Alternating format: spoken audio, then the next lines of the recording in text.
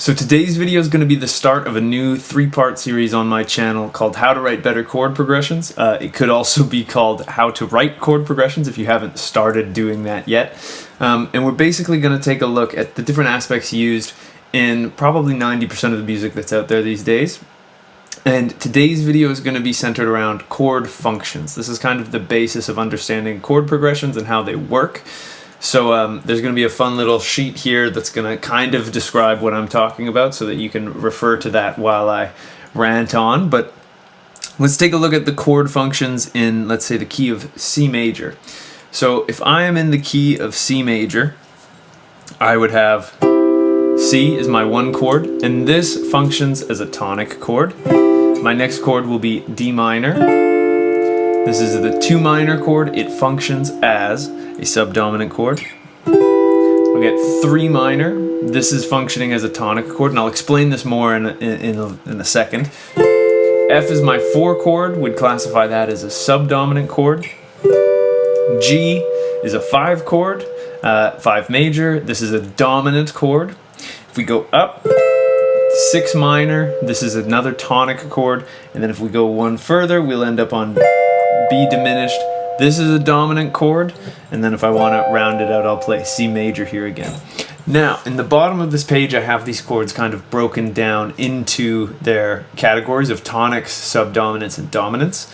And the good news about this is that these rules will apply to any major scale. So the 1 chord will always be tonic, 1, 3, and 6. 2 and 4 will always be subdominant, and 5 and 7 will always be dominant. The note names just changed, so say I'm in the key of G. G is my tonic, A, my 2 minor, it's subdominant. So once you learn it once, it applies to all keys.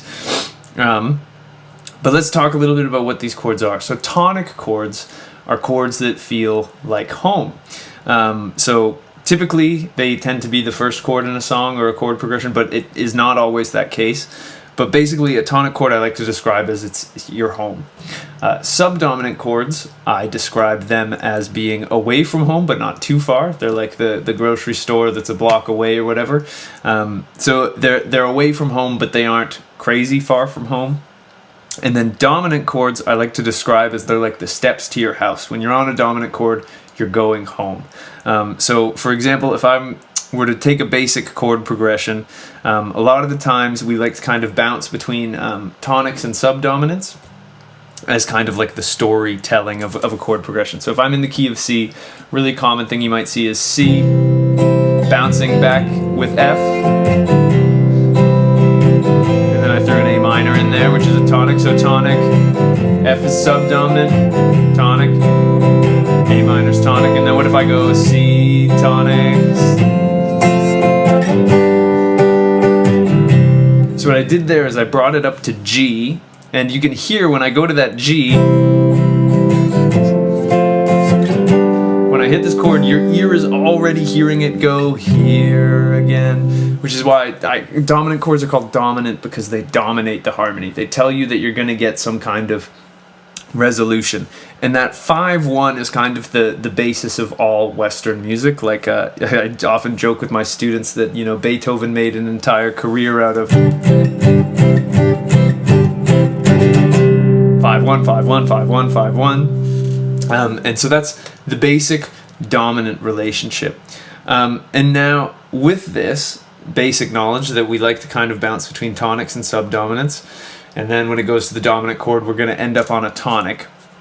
Like let's take another common chord progression, for example, actually. So there's something that can happen. 5 going to 1 is the most dominant cadence you could have. But if we were to look at, say, the 1-5-6-4 progression, which if you don't know, you've heard a million times. It's the progression that people do in those videos where they sing like 50 different song melodies over the same chords. So in the key of C, that 1-5-6-4 progression would be C major to G major to A minor to F. And now this gets to another important point where subdominant chords can go to tonics. It's just not quite as strong as a dominant chord going to a tonic. So say for example, if I go G, C, that sounds like it's a bigger resolution than if I go F, C. So I always think of subdominants as they're almost softer. But let's take a look at that progression. So C, I go from a tonic chord to G, which is a dominant. And then this is what we would call a deceptive cadence, where the dominant, the 5 chord, goes to a tonic chord that isn't 1. So here it goes to A minor. And then it goes to subdominant land in F. So this progression sounds like this.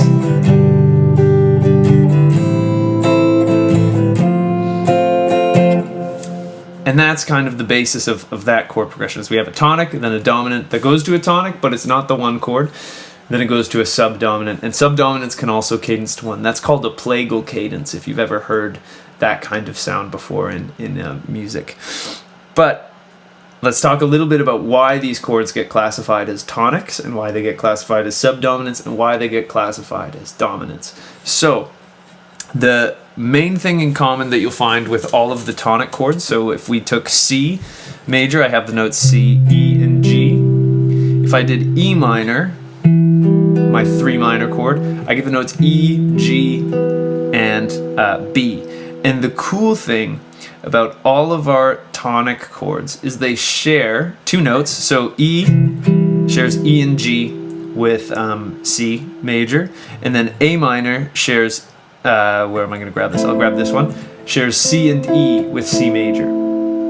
So they all share 2 notes, but the key note here is the major third. So the third being present in the chord really makes it sound like a tonic chord. Because when we do that, what was it? C, E minor. Nope. So if we take that C major, that E minor, and that A minor, they can all kind of substitute for each other because they have similar notes. No tonic chord will sound quite as home as 1 does. The root position 1 chord is just magical.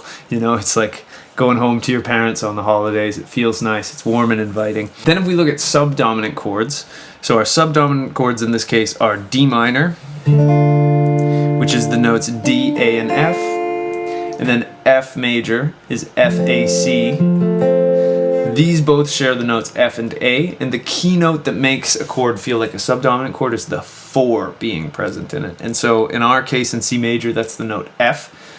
F is going to make it feel subdominant. That's kind of the rule there. That chord, that note being present, and the fact that they both share 2 notes, that's really the key.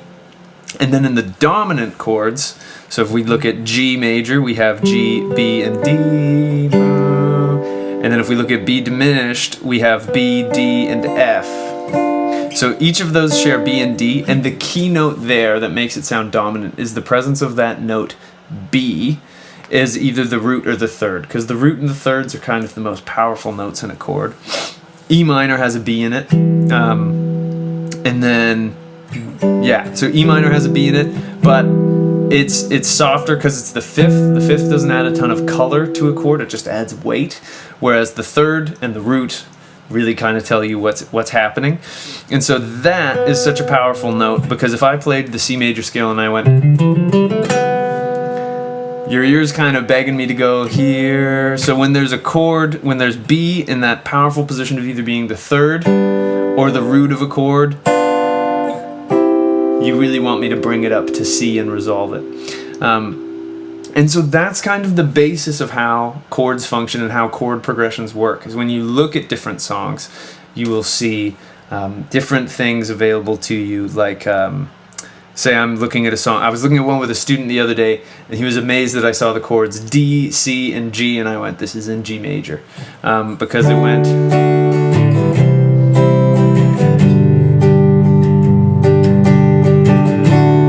His initial hunch was that this was somehow in the key of D because it was the first chord, which is a good hunch. But this chord progression actually goes dominant, 5 in the key of G, to C, which is the 4th of G. We got a subdominant chord to the tonic there. And so this is something I'd encourage you to mess around with and analyze in some some other chord progressions and see if you can figure out what key it's in and how those chords are functioning. Because this is, particularly with chord functions, it's really powerful to kind of find real examples in songs that you already know and love, so that then you have a kind of association with what those are. But that's pretty much it for me today. That's it for the first installment in this How to Write Better Chord Progressions series.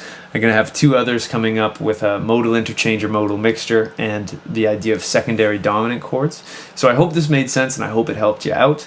If it did, I'd really appreciate it if you can like and subscribe. It really helps me out more than you know. If you want to take a guitar lesson with me, I'm taking on all levels and all styles of students. I've been working with quite a bunch of you guys from YouTube lately, and it's actually been really fun connecting with people all over the world. I'd love to work with you, so there's a link to the lessons page of my website down below to get in touch with me. And lastly, I wish you a wonderful day, and I hope you have some fun playing the guitar. And I lied. Actually, lastly, if you have any questions about the material I talked about in this video, please ask away in the comments. If it's a question you have, I'm sure someone else has it, and I'm happy to help you guys. So, hope you enjoyed the video, and I'll see you in the next one. Thanks.